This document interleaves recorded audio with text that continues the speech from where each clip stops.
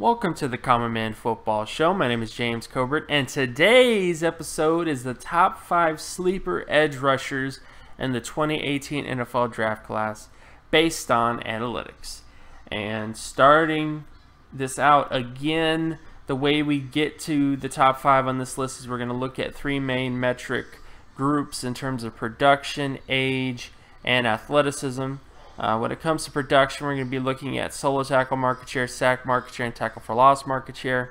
The best way to understand market share production, at least at the defensive side of the ball, is all you do is you take the individual defensive statistic of a player and you divide it by the team total. So for example, if an edge rusher had 10 sacks on the team that had 40 sacks, then that edge rusher would have 25% market share production. But that score of 25% is then normalized when you compare that 25% performance against every single performance at the edge position since the 1989 NFL Draft Class, giving you a basis of saying this is what the All-Pro players produced like, this is what the Pro Bowl players produced like, and of course this is also where some of the starters produced as well.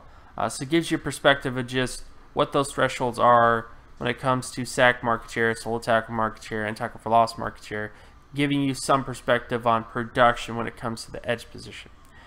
Then the second part of this is the age score. Typically, edge rushers are a lot better when they're younger, when they produce at a much younger age than their peers, and that's just kind of what it holds up as when it comes to the data as well. And when it comes to their speed score, which is another factor, NFL Draft Scout usually reports the 40-yard dashes and the heights and weights as well. This stuff shouldn't be the end-all be-all metric though. Like, you shouldn't just go with that 100%. You should be willing to change your mind on the 40-yard dash and their size until stuff is proven accurate at either the Senior Bowl or the Combine, especially, the Combine, Pro Days, that sort of thing. So this is just a preliminary thing when it comes to their speed score. In fact, this whole series is mostly a preliminary look at these players. So these are just players that, based on the data work that I've done on all the edge rushers in the class, it just takes a look at all 3 of those factors: the production, their age, and then their speed score. And then that is what makes this list of the top 5. Now let's get to the list. At number 5, we have Gillen Robinson, defensive end out of Purdue. Based on height and weight, he is 6'1", 275 pounds with a 4.82 40, according to NFLDraftScout.com. Based on his production, he scored 72.71 out of 100 in terms of solo tackle market share, 55.73 in terms of sack market share, and 48.39 when it comes to tackle for loss market share.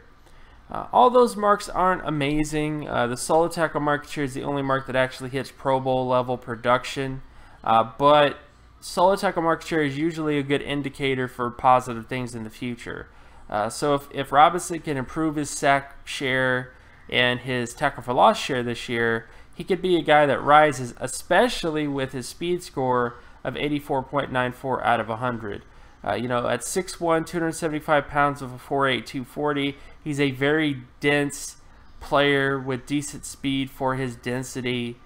So it'll be very exciting to see what happens this year with him, how he improves, all that kind of stuff.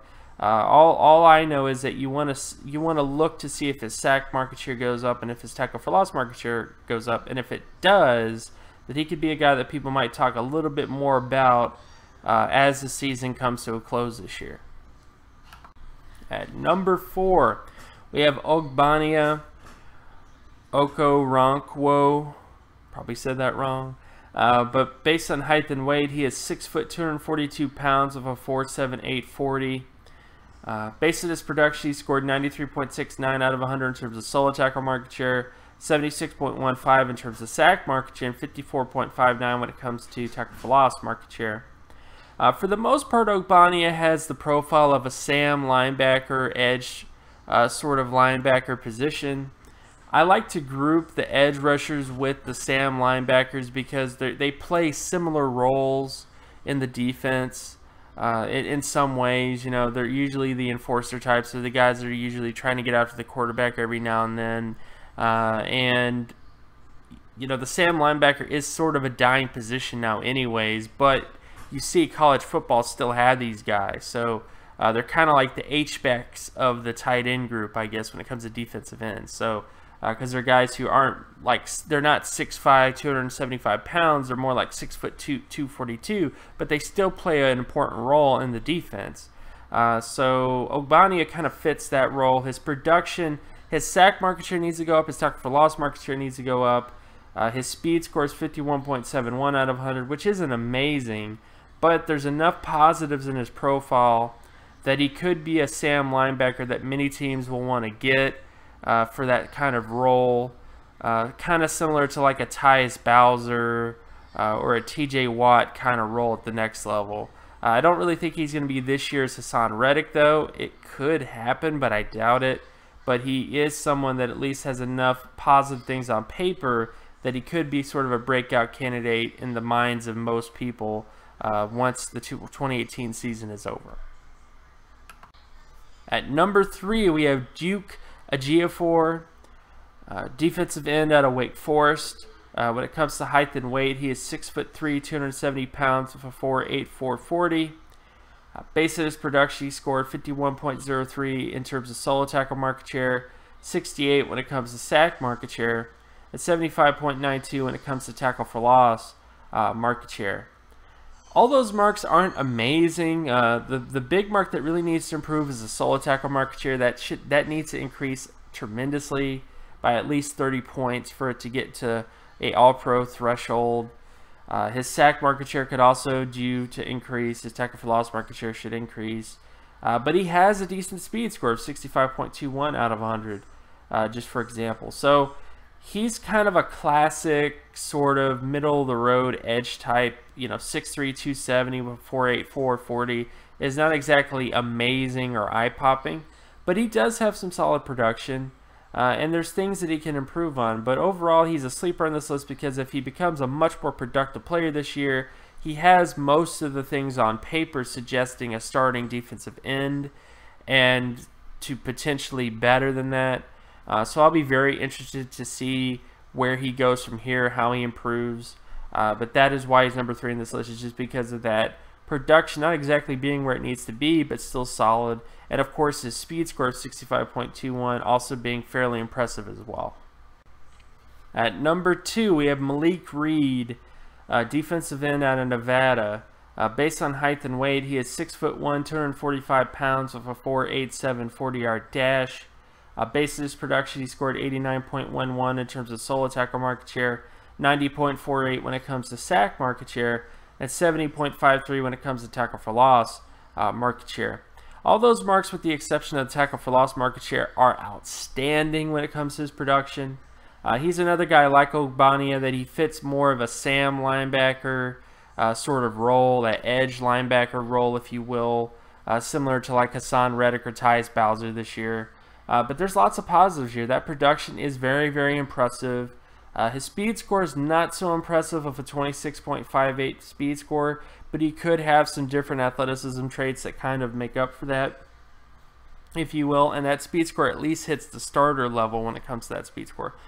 So there are positives here on paper. The big reason why he's number 2 in this list is just because of that production profile, like I just mentioned. All those marks are fairly outstanding for any edge rusher. So he's a guy that people definitely should keep an eye out for, or at least keep track of as the season goes on. He's not exactly a guy that's going to be amazing by any stretch of the imagination, but he does have a decent overall profile that people should keep track of, and that is why he's number 2 in this list. And at number 1, we have Dorrance Armstrong Jr., defensive end out of Kansas. Based on height and weight, he is 6'4", 245 pounds with a 4.74 40. Based on his production, he scored 70.76 out of 100 in terms of solo tackle market share, 92.43 when it comes to sack market share, and 86.81 when it comes to tackle for loss market share. All those marks are outstanding with the exception of the solo tackle market share that only hit the Pro Bowl threshold, but it's a great overall profile. Excellent sack market share, excellent tackle for loss market share, and decent overall solo tackle market share.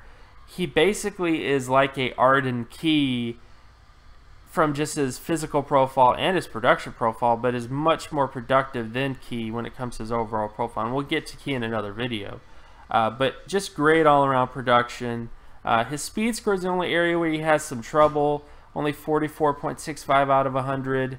That can be improved if he goes to the combine and is a much bigger player and keeps his speed. So if he puts on 20 pounds or 10 pounds of muscle, that could improve his speed score. If he keeps his speed, that could improve his speed score exceptionally. But we'll have to see what happens with that overall. He could have some other athleticism traits that are very interesting. But the bottom line is, he's pretty much like Arden Key from everything from his physical profile and even from his speed profile. It's just he's a much more productive player. And that is why he's the #1 sleeper on this list. Because if you can get an Arden Key on a discount, and you do that, and that is why he's #1 on this list, because he pretty much has a very similar profile to Key, who is unfortunately going to be in a different video, but overall very good profile, and that is why he's #1 on this list. This concludes the top 5 sleeper edge rushers in the 2018 NFL draft class based on analytics. My name is James Cobern. You can find my work at draftcobern.wordpress.com. You can also follow me on Twitter at Geometrics. And if you like this content and you want more content like this, be sure to leave a like and subscribe. Share this video with friends and family as well. And I will talk to you guys in the next video. Peace.